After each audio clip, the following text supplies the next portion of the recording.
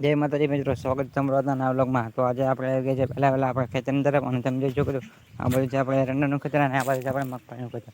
આજે અમે તમને બતાવી અને પહેલા બ્લોગમાં તમને બતાવ્યું હતું કે આપણે મગફળી કઢાઈ હતી। પૂરો બ્લોગ આપણે યુટ્યુબ ચેનલમાં તમે જોઈને ચેક કરી લેજો। અને હવે આપણે ગાયને ચાર નાખીને આપણે નીકળી ગયા આપણે બીજા ખેતરની તરફ, કારણ કે ત્યાર પછી મિત્રો આપણે ગાયને ચાર નાખીને નીકળી ગયા આપણા બીજા ખેતરની તરફ, કારણ કે ત્યાં આપણે વાવવાનો હતો કપાસ। અને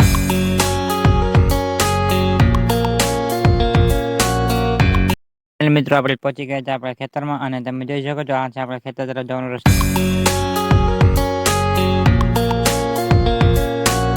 આપણે પહોંચી ગયા છે આપણા કપાસના ખેતરમાં, તો તમને અમે બતાવીએ કપાસ આપણો। તમે જોઈ શકો છો મિત્રો આ છે આપણો કપાસ। આ ખેતરમાં આપણે વેણેલું છે અને આ ખેતરમાં બાકી છે। તો હવે આપણે આ ખેતરમાં વેણવાનું। ત્યાર પછી મિત્રો આપણે પણ લઈ લીધી છે વેણવા માટે ઠેલી। ત્યાર પછી મિત્રો બપોરના વાગ્યા હતા 12, અને આપણે વેણી રહ્યા છીએ 12 વાગે બપોરના રૂ। અને હવે આપણે ઠેલી લઈને નીકળી ગયા આપણા ઘરની તરફ, કારણ કે આપણને હવે લાગી હતી ભૂખ, એટલે માટે આપણે અત્યારે નીકળી ગયા આપણા ઘરની તરફ।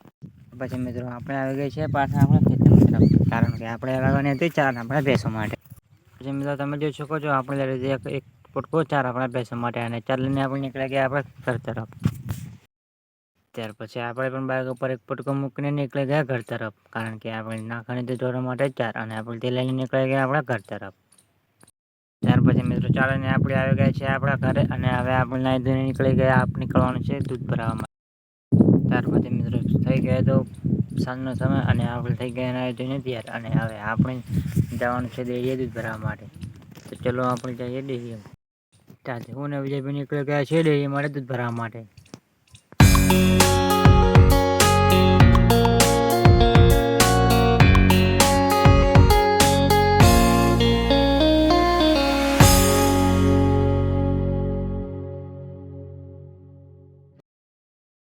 મિત્રો અમે પહોંચી ગયા છે ડેરી, અને વિજયભાઈ ગયા છે દૂધ ભરાવવા માટે। અને આ છે આપણે ડેરીએ બનાવેલો ચબૂતરો, તે એકચુઅલ ડેરીની સામે જ બનાવેલો છે, કારણ કે ત્યાં લુક પણ તે સારો આપતો હતો, અને ત્યાં લાગતો હતો પણ સારો। અને તમને અમારો આ વ્લોગ પસંદ આવ્યો હોય તો લાઈક, શેર અને સબસ્ક્રાઈબ જરૂર કરજો।